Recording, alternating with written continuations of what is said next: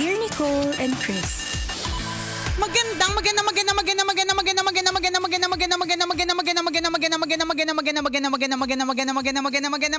tanghali, mga tambalanista, mga kabisyo. Hi, partner! Hi, partner! Hi, mga kabisyo! Shoutout sa iyo na may pinagdiriwang ngayong araw na ito. Ayan, sige, pagdiwang mo lang yan. Kasi pasasaan pa't hindi nyo na pagdidiwang yan. I'm talking about yung mga magjowa na ultimo, week-sari. Ay, sineselebrate. Sineselebrate. Sige, celebrate nyo lang yan. Pasasaan pa. Pasasaan pa't dadating yung panahon pag mag-asawa na kayo. Kung dati pinagbubuksan kanya ng pinto, nakaw! Kung dati pinagbubuhat kanya ng bag, nakaw! Hindi na mangyayari yan. Meron nga akong kakilala, di ba, partner? Dati pinagbubuhat niya ng bag. Oh. Yung girlfriend niya. Ang liit-liit lang ang bag niyang girlfriend niya. Binubuhat niya pa kasi iniingatan kasi baka mamaya mabigatan. Di ba? Mga ganun. Baka maging scoliotic. Yes. Oo, baka hindi maging pantay ang balikat. So ayaw niya ng ganon. Gusto niyang proteksyonan, di ba? O ang ending partner na mag-asawa na. Siya takigib ng tubig. Oo. Saka pag grocery partner, sa kanyang pinakamabibigat, sa kanya yung delata, sa kanya yung may karne. Nakakaloka. Nakakatakot na baligtad na pala lahat. Diba, nakaka-nervous. Pero sa totoo lang po, mga kabisyo, sa true lalo to lang halong eklavu, importantatious naman to celebrate every day. Yes. Hindi kailangan ng okasyon para i-celebrate ang life. At mas knowing siya or mas appreciated ito ng mga taong meron ng nilisan na sila ng mga ilan sa kanilang mga mahal sa buhay. Totoo yun. Meron akong kakilala na kamamatay lang recently ng kanyang kapatid na talagang lahat ng quotation niya connected to lahat ng mga captions na pinopost niya konektado partner sa life is short. Pakita mo yung pagmamahal hanggat kaya mo. Hindi mo talaga malalaman hanggang kailan lang, di ba? So maaaring tawa-tawa tayo kasi bakit nila sineselebrate yung week-sari nila, pasasan pat hindi na i-celebrate yan. Pero in a way, may katotohanan, di ba partner?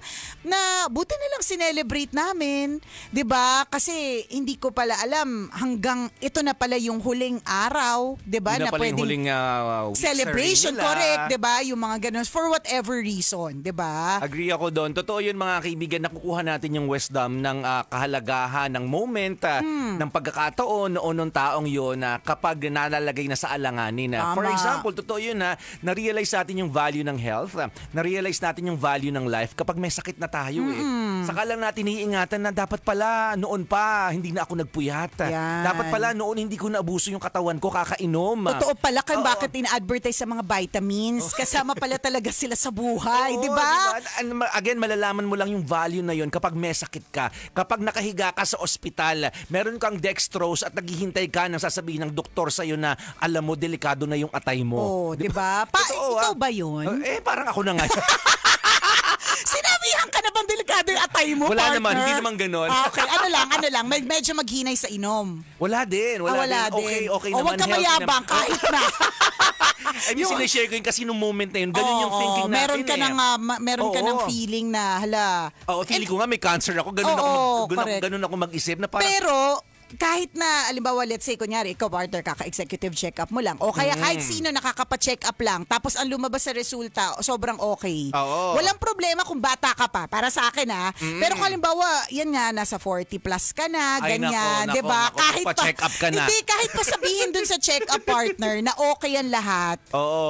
Talagang meron na talagang problema yung katawan. Eventually, eventually din talaga, hindi na rin talaga bata ang mga parte-parte ng katawan. Talagang sadyang na itatago lang ng mga hila doon, hila dito, ng mga pa-threading, pa-filler, pa-botox sa mukha. O daming kaya, alam. Correct, syempre naman alam ko yan, fan ako niyan. Hindi, kapag tinanong mo ko tungkol sa mga fillers, tungkol sa mga pampaganda, pampahila, pampahilab, pati pampahilab, alam ko yan.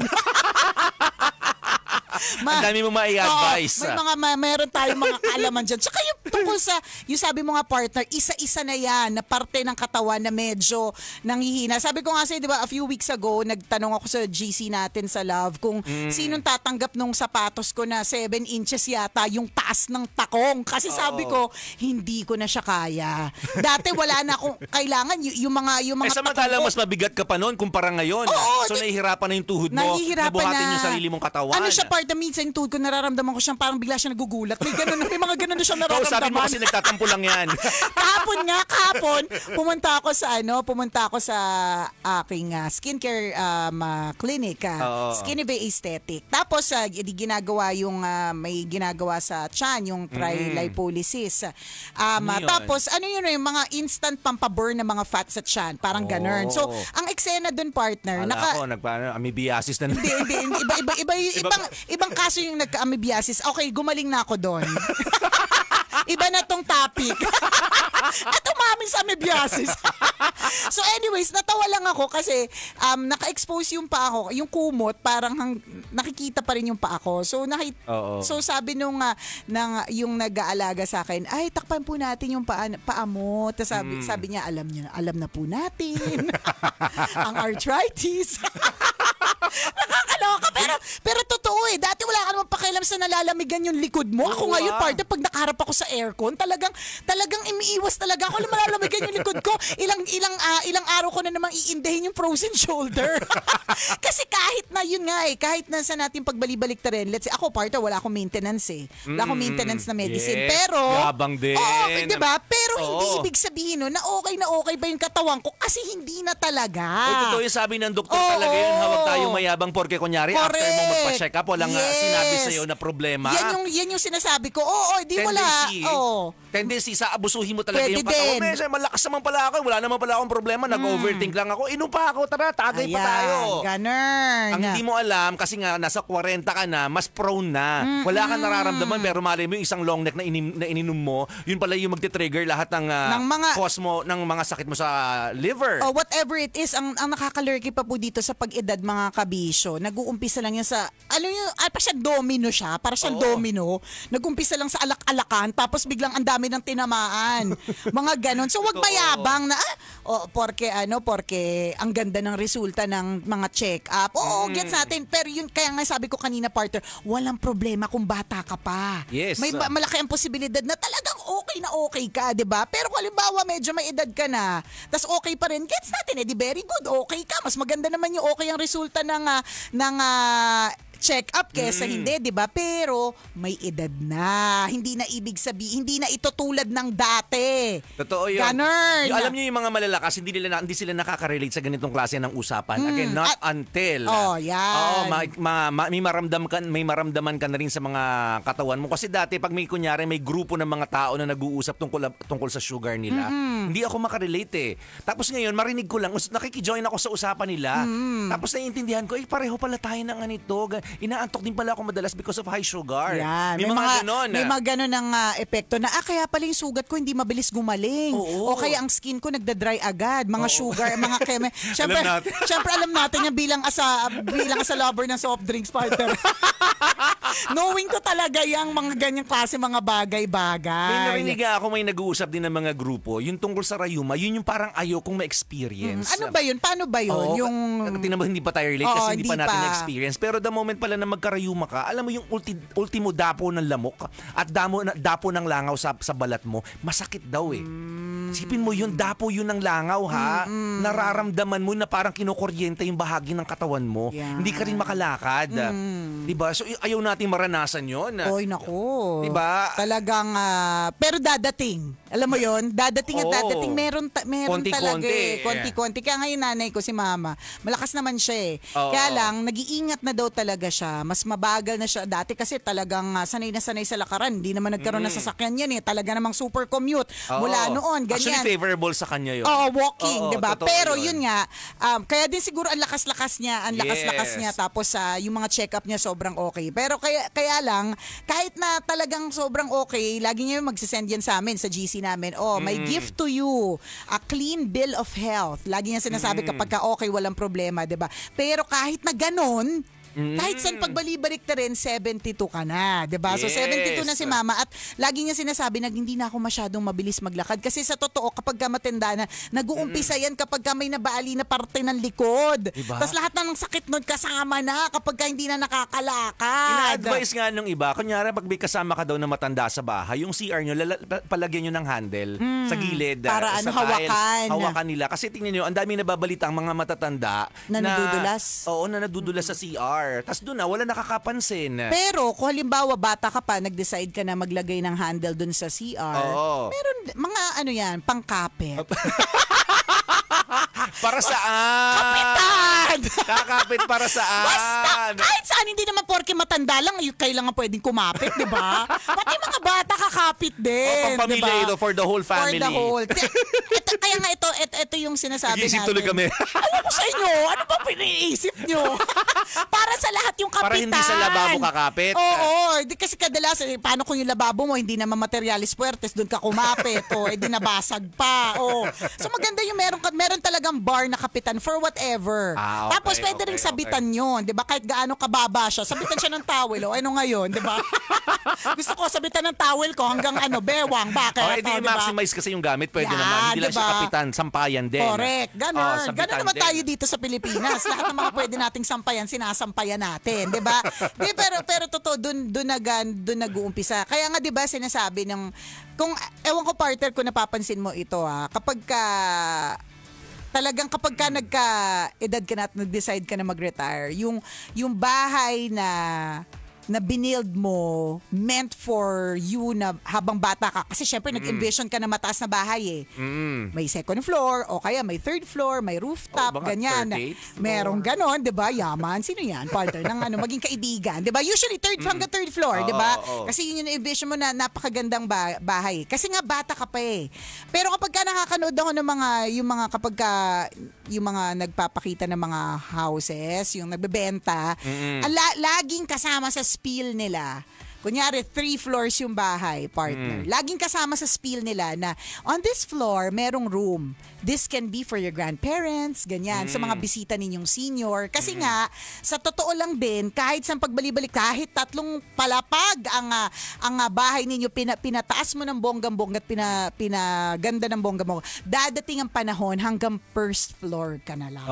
Kasi yung CR nga nanginginig na yung tuhod mo. Pagkakita diba? second floor, tapos may third floor ka pa. Alam mo, party ko, anong senyalis dyan, partner? Yung ngayon palang tinatamad ka ng abutin yung remote control. Sure ako, hindi ka abot ng third floor pag tumanda ka. Kapag kayo nakahiga ka, tapos hindi mo maabot yung remote, ipapaabot mo pa sa anak mo, nakaw! Oo nga, Senyales ite. Wag ka, kung di ka pa nakakapagpatayo ng bahay, very good. Underground. Pababa tayo, guys. Slide, Correct. Pwede slide, ganun. Bungalow ang ipagawa mo kasi hindi nga dadating nga yung araw kung magre-retire ka, hindi magagamit. Lalong-lalo na kung halimbawa nagkaasawa na yung mga anak mo. Nag-alisa na sila, may kanya-kanya na rin niya pamilya at bahay. Correct. Ang mangyayari dito, yung second at third floor ng bahay po ninyo, mga multo na lang po ang kasi hindi mo na naaakyat, di ba? Nakakatakot, naging haunted tuloy yung bahay. May posibilidad kasi di mo na maaakyat di ba? May mga times na nakakapagod na kaya akyatin. Ganun. Nakakalurkay, no? Pero kasama po yun sa pag-edad. Kung di ka pa nakaka-relate ngayon, kasi bata ka pa di wow, bongga, di ba? Sabi sa'yo, di ka naman relate sa ganitong klase ng usapan. Kasi mayabang ka, malakas ka pa. Wait ka lang, ha? At bata ka pa. Ganun. Totoo yun, pag nakaramdam po tayo, yun the moment na isugod ka sa ospital kasi nilalagnat ka, doon mo maiisip lahat Kasi makikita mo yung iba't ibang cases ng mga pasyente na nasa loob. Yan. Kung ikaw nilalagnat ka lang, syempre mapapakwento ka doon sa kabila na parang ano pong nangyari sa kanya? Ay mataas kasi yung sugar niya. Ay yung isa kasi may ganyan, may problema sa liver niya. Ay isa may problema sa colon. Yan. Doon mo ma-realize talaga yung... At yun yung mga topics na excited kang hindi ba excited pero interesado ka nang malaman. Oo, ano yung cause? Baka kasi pala inom yan Doon ka nagkakaroon ng knowledge, ng ng idea. And doon mo ma-realize, napaka-importante pala na alagaan ang ating katawan. Na alagaan din ang ating buhay. Alam mo, ang kakabasa ko lang, kakapanood ko lang ng isang video tungkol sa tinatawag na perimenopause. So, yan pa yung nakakalurky sa mga kababaihan. Kaya ang hirap po talaga maging babae, promise. Una, kailangan namin sakyan lahat ng mga trip ng mga asawa namin. Pangalawa, merong menopause na tinatawag at meron ding perimenopause. Ano yung downside ng menopause? Ang downside talaga nun, partner, meron talaga nangyayari sa katawan ng babae na nagiging dahilan kung bakit mas lagi siya or parang mas mabigat yung katawan, mas cranky, mas mainit ang ulo. Na kayo mismo hindi nyo rin maintindihan. Hindi mo makontrol sometimes Tapos yun pala, konektado siya sa, yun nga, mula bata ka, konektado lahat sa regla mo hanggang sa mawawalan ka na ng regla, di ba? Konektado pa lahat. Ang sabi dun sa video, partner, 7 to 10 years before menopause, meron ng ganap na ganyan. Kaya minsan, as early as 30s, may mga pagod na. May ganon. So, ang hirap, di ba? Ikaw ba nararamdaman mo na ito? Pa-konti-konti? Baka, hindi ko sure. Ayoko namang alamin, 'di ba? Pero ibig sabihin, may mga ganyan na mga hindi natin nalalaman dati kasi bata pa tayo. Pero dadating din tayo doon. Pero ang pinaka-basic, kailangan pa bang i-memorize yan? Basic na kailangan mo malaman is to take care of your health. Because truly health is wealth. Maraming salamat sa pagtutok. Muli ako ang kumikinang ina mo na si Nicole Yala. At ako naman si Cambio King Chris Chuper. Na nagpapaalala, una magdasal ka para mabuhay ka, pangalawa mag-toothbrush ka para mabuhay naman iba. Yun! This portion was brought to you by ACS Manufacturing Corporation, ISO certified, maker of Yan. Ayan na ang mga eksena ng mga menopause kinemelatik. Di ano ba yung parang narinig ko, parang the menopause, ano ibig sabihin ng menopause? Hindi ka nare-reglahin. Bago yun, may tinatawag na perimenopause, which is bagong mag-menopause. Pero bago pa daw mag-perimenopause, meron niyang 7 to 10 years na nag-a-adjust na yung katawan mo para sa peri. Sa peri-peri menu. Oo, sa peri-peri menu na chicken. Diba? Baka naman po pa-chicken na kayo. pala. Mga ganong kemerot. Oo. Kaya kung wala kang nararamdaman ngayon, may cake ka na magyabang. Kung wala kang sakit ngayon, it's really a cause for celebration. Kaya yung mga healthy ngayon, healthy relationship, healthy body, healthy mindset, di ba? I-celebrate natin yan, ipagpasalamat po natin yan. Kasi wala pa tayo dun sa point na parang problemado na tayo sa problema ng buhay and problema ng ating katawan. Totoo yun The moment na makaramdam ka, hindi mo may iwasan na mag-overthink ka. Ako bago ako magpa-check up, wala namang pain. May discomfort lang sa stomach ko. Lagi mo problema yun Pero ano daw yun? Wala na? Wala naman. Wala na. Acid? Acid. Yung buti nga daw hindi umabot sa lalamunan. Parang gano'n. Tapos nalaman ko, okay naman. Normal naman lahat. Pero nung panahon na yun, nag-overthink ako. Diba? Kaya nga, diba, kahit ayaw mo magpa-check up kasi mag-overthink ka, ganun din pag di ka nagpa-check up, overthink din. Diba? Overthink din. So, mas mabuti na yun, nagpapa-check up. Kasi early detection is key. Para at least malaman agad, meron bang magagawa agad at this early stage? Yes. Kasi minsan, diba, yung iba nagugulat na lang, nawawala. Late na, oo. Nawala yung Alala TV. na. Nawala po yung TV dito. Ano ba? Sinadya po. Nagnakaw po ng TV. Diba? Totoo. Ayun sabi ni Laila, I'm on my menopausal stage now. Dati po, very masayahin. Ngayon, ewan ko ba, madali na ako mairita. May gano'n na parang minsan, hindi mo naman sinasadya, pero parang ang init ng ulo mo. O kaya yung mainit yung katawan mo, malamig yung katawan mo, mga ganong kemerot. Diba? Hindi, sabi ni Leia Quintans Esperida, kalaban ang hormones kapag di-balance, PCOS ang kinahihinatnan. Ano naman may mga yung ganun. PCOS yung PCOS machine? Oo. Lalo pat mag-e-election na po, di ba? PCOS yung polycystic ovaries. Yun. Syndrome. May cyst sa ovaries. Sabi, no? Dami. Ganun. Mahirap maging babae, 'di ba? Sabi ni Love Boo. Swerte nyo talaga mga boys. Swerte talaga. Alam mo, in a way, ang hirap talaga, partner, promise. Alam mo yun, ang hirap niya. Yung ayaw mo naman maging malungkot, pero because madaming nangyayari sa katawan mo, nalulungkot ka. May mga ganun, may mga parts of your hormones and and oxytocin levels, yung mga ganon na mga happy hormones na bumababa, na hindi mo naman sinasadya, na konektado pala siya sa regla, hindi konektado sa hindi na pagre-regla. Yung mga ganon, ang hirap. And ano yan na nakaka-apekto yan sa behavior and lalong-lalo na sa decision making minsan. Correct. At pag hindi mo naintindihan, bakit kano siya nag-decide? Yung pala kasi nga may mga hormonal Imbalance, oo. Kaya nga 'di ba meron ngang mga iba, pero although extremes naman no, na pakapanganak nila partner, ayaw nila yung mga anak nila, hate nila. May mga iba tinatapon, sinasaktan nga if not. May mga ganun ako narinig. Pero again, that's extreme level na. Kasi nga, konektado sa hormones. Nakakaloka. May mga ganung nakakabali. Sana may imbento, no? Yung mga medical, ano natin. Pambalanse. Meron naman yan. Isang turok lang. Oh, alam, makikita ka agad na, ay teka, kumbaga sa alak, may amats to. Turokan na natin para tanggal amats agad. Correct. So in your case, ayan. Nag-uumpisa na maging... naman to. Correct, oo. Nag-uumpisa na maging masungit. Naku, senyalis na yan. Di ba? Yung mga ganon. Ay, nako. Pero malay natin, may imbento na ganun in the future. Hindi naman natin masasabi. Sa galing ng ng technology na nai-invento. Correct. Hindi naman din ako masasurprise kung meron ng ganong teknolohiya. Diba? Sabi ni Bambi, kaya dapat ang asawa maging patient sa pag-intindi ng mga wife nila. Yan. Ito si Bebang, ito totoo to yung sinabi niya. Sasabihan kang mataba, hindi nila alam ang pinagdadaanan para lang pumayat. Hindi nila alam may hormonal imbalance. Totoo din, may mga iba na, meron ako mga kilala na ganyan na sobrang talagang super effort. Effort na talaga sila sa pagpapapayat, pero hindi talaga sila pumapayat. Kasi merong imbalance ng hormones na nagaganap. Diba? Condition sa katawan. Sabi ni Decky Mans, correct, hirap maging babae. Magsa-start sa hirap kapag may mens, hanggang pag menopause, hirap pa rin. O, diba? Ganon. Kaya yung mga misis po ninyo, dalhin nyo po sa Star City. Open from Wednesday to Sunday. So, open today. So, kung nakikita po ninyo, medyo sungit-sungita na si ate girl. O, pasakayin nyo po sa Wild River. Correct, diba? Basain nyo, baka natutuyo lang. Diba? Kaya ganon. Yan. So, at syempre, diba, yung mga misis natin na talaga namang ikakasal sa Hey, Kasala Na! Tambalan's 20th anniversary which is happening on September 28. Talagang sure na sure tayo, ito yung mga misis na masasaya. Menopause man, perimenopause, hindi na nagkakareglat kung ano-ano pa, 'di ba?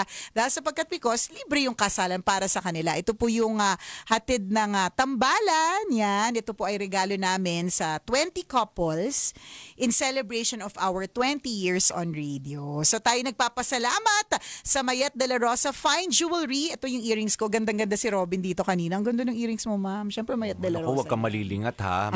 May nagkagusto na. O, alam na. Alam na talaga. Kaya... Anong design naman ang tawag dyan? Omega? Omega ba yung tawag? O si... phone charm. Pwede din siyang phone charm. Kung gusto nyo phone charm, yan, Mayet de la Rosa. Kung ayaw ninyo ng gold, pwede nagbebenta yung anak ko. May mga ginagawa siyang phone charm. May mga ginagawa siyang phone charm, di ba? So yun. So kami po ay nagpapasalamat sa Mayet de la Rosa Fine Jewelry for sponsoring and of course Arena Plus. Salamat po! Thank you for your generosity. Ang dami niyo pong couples na napaligaya. And dadalhin na yun in their lifetime. Correct. Isipin ninyo yun. Kakaibang experience yun na parang, ay grabe Mayet de la Rosa itong ring namin. Hanggat hindi nawawala yun, hanggat hindi sinasangla na mag-asawa yun, maaalala nila ang Mayet de la Rosa. Correct. O, diba? Suot mo yun. Suot mo yun. Tsaka maalala nila yung tambalan. Na kaya kami nagkaroon ng ganitong klaseng sing-sing from Mayet de la Rosa kasi dahil celebration ng tambalan ng 20 years, 'di ba? So, mga to partner, syempre, kailangan na natin ng dagdag ligtas points sa langit. Hindi na tayo bata. Ebidensya ng kita nyo naman naging mabait. San Pedro. Pag nasa gate. San Pedro, alam na this, 'di ba? Pag tinanong ka ni San Pedro, anak, anong nagawa mong mabuti nung ikaw ay nabubuhay pa sa lupa? San Pedro, nakita mo yung 20 couples na yan? Na may suot ng singsing ni Mayet de la Rosa? kami nagpakasal dyan. Oo. Naman San Pedro, tingnan mo, may ebidensya nga kami suot ng mag-asawa. Correct. 20 mag-asawa. Yan, Hindi pa tapos yung sinasabi mo, inawat ka na niya. Ay, pasok na. Pasok na. With matching with the orchestra of choir of Yan ang mga, angels. Ganyan. Yes. Ganon. Ganyan ang mga eksena natin. So thank you, Maya de la Rosa Fine Jewelry. Maraming salamat, Arena Plus. Yes. Thank you very much mula noon kay Chana Kazawa, ayan, na ating masugid na tambalanista, hanggang si Dexter Zabala na naging OJT natin, na natandaan niyang pinabibili ko daw siya ng saging nung OJT siya. Sorry na, Dex. Hindi ko talaga matandaan. Nabili ng pasador. Isipin mo na lang, sino bang OJT dyan? Pabili mo nga ng napkin dyan, na regla ako.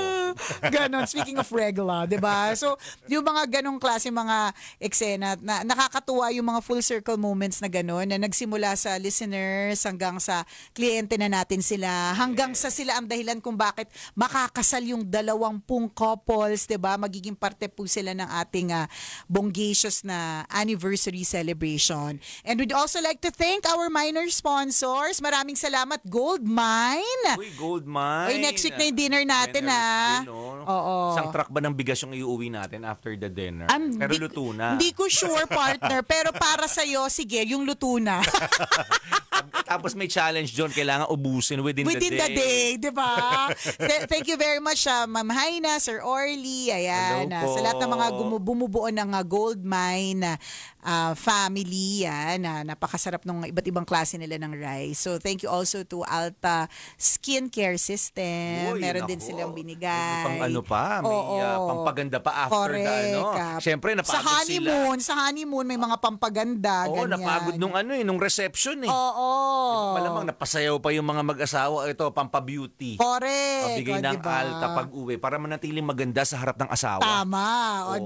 Thank you din sa mga tambalanisa natin, mga masugid na tambalanisa na lagi nagpapadala dito, partner, ng mga bottles of napakasasarap na laing, tinapangay, na gusto nilang bigyan din yung mga couples. So maraming salamat. Lick the Spoon, Deep Dips by Chef Arnold, Licorice and Sagana. At meron tayong mobile bar. Aba naman. Ako mukhang mapapababad na matagal doon dahil sa mobile bar. Siyempre pag gano'n nagkakasarapan na, ayaw mo na mag-uwian ka agad. Correct. So, syempre, papatagay tayo doon. hindi natin sure, partner, kung... Pero again, this is a private event. Private Punta event. tayo, may ano pala. Oo, hindi. May okasyon pala sila doon. Correct. Meron kaming okasyon, pero para po ito dun sa 20 couples. Yan. So, thank you very much ang ating mobile bar by Shotgun Mobile Bar. Mga tambalanista din natin to, si Sindel Mangalus and Ara Maguling. Ayan. Hi, Sindel. Shotgun and Ara. Mobile Bar. Oh, 'di ba bongga? 3 hours unlimited servings. Nakaw. Ba naman, Naman. Pagka gano'n, mamaya't mayain ko na. Pwede bang straw? Para walang puknat. Di ba? Pwede bang rekta na dun sa malaking, tawag dun sa tower? Ganun. Di ba? Dextrose mo na para kahit saan ka pumunta. Pwede. Kahit sa CR ka, tumatagay. Oo. Adik pala. Ganon katindi. Di ba? Thank you very much also to LB Lending Corporation, located dyan sa Candelaria, Quezon. So kung ikaw ay taga dyan sa Quezon, pwede ka mag-loans dyan. And to Penelope's Garden in Lipa City, Batangas. At syempre yung mga friends natin sa parish. Oo naman, St. John of the Cross, dyan sa Taguig. Salamat po. Yes. Sila Father JJ. Father Charlie. Father Charlie. Malapit na! Nako, this is it. This is really is it. Diba? Maikakasal na yung mga dating nangangarap pa lang. Nangangarap lang na ikasal. Nako, ikakasal na sila. Yan. Ayusin natin. Na matisod ang dila tuloy. Muntik na. Salamat ng marami sa lahat ng mga nakatutok sa atin via Facebook Live and TikTok. Ingat po kayo. Later sa Kwento ng Burnay. Bye-bye.